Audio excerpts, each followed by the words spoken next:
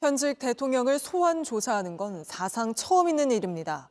대통령 측에서 경호나 보안 문제를 제기하며 조사에 나오지 않는 걸 원천 봉쇄하기 위해 공수처는 청사안을 하나하나 살피며 준비 작업에 들어갔습니다. 바로 현장으로 가보죠. 자, 박현주 기자. 청사안의 자물쇠까지 뜯어내면서 하나하나 살펴보고 있다고요? 네, 그렇습니다. 특히 청사 보안과 경비에 신경을 쓰고 있습니다. 제가 있는 이 과천 청사내 일부 공간에 걸어둔 자물쇠를 모두 뜯어내고 건물 안으로 들어가 샅샅이 확인을 하고 있습니다. 혹시 모를 상황에 대비해서 시설 안전 점검에 들어간 건데 경호처와 경찰 차량의 주차 구역을 정해두고 차량 통제에도 나섰습니다. 윤 대통령이 현직 대통령 신분인 만큼 만약 조사를 받게 될 경우 경호처와 안전 점검에 대한 추가 협의도 필요합니다. 공수처가 이렇게까지 하는 건 현직 대통령 신분을 앞세우면서 경호나 보안 문제로 안 나오겠다는 걸 원천 봉쇄하겠다는 걸로 보입니다.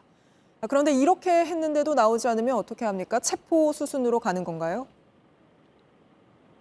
네, 일단 공수처는 오늘 전자우편과 또 우편과 공문을 통해서 출석 요구서를 보냈습니다. 우편은 다음 주 월요일에 도착할 것으로 보이는데 전자공문은 바로 확인이 가능합니다. 하지만 윤 대통령 측은 이 전자우편 아직 확인하지 않았습니다.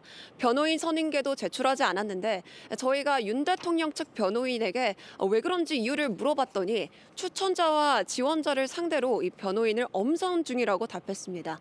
오는 25일 윤 대통령이 조사를 하는지 받는지에 대해서는 잘 모른다고 했는데요.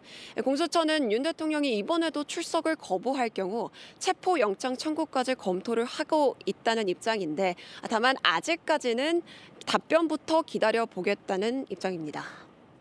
네, 그리고 공수처가 검찰로부터 윤석열 대통령 수사는 넘겨받았지만 군 지휘관들 조사 기록이랄지 수사 자료는 못 받았잖아요. 그래도 대통령 조사가 가능한 상황입니까? 네, 맞습니다. 윤 대통령을 제대로 조사하려면 이 군 지휘관들이 어떤 진술을 했는지 확인이 필요합니다. 하지만 이미 윤 대통령의 지시를 받은 군 지휘관들은 이미 검찰이 신병 확보를 했고 조사가 진행 중입니다. 이 검찰 수사 자료 아직 공수처가 전달을 받지 못했는데요. 공수처는 자료를 전달받지 못하더라도 경찰과 함께 수사한 자료들을 토대로 윤 대통령 수사에 준비하겠다는 계획입니다. 지금까지 공수처 앞에서 JTBC 박현주입니다. JTBC 뉴스를 시청해 주셔서 고맙습니다. 저희는 저녁 6시 50분 뉴스룸에서 뵙겠습니다.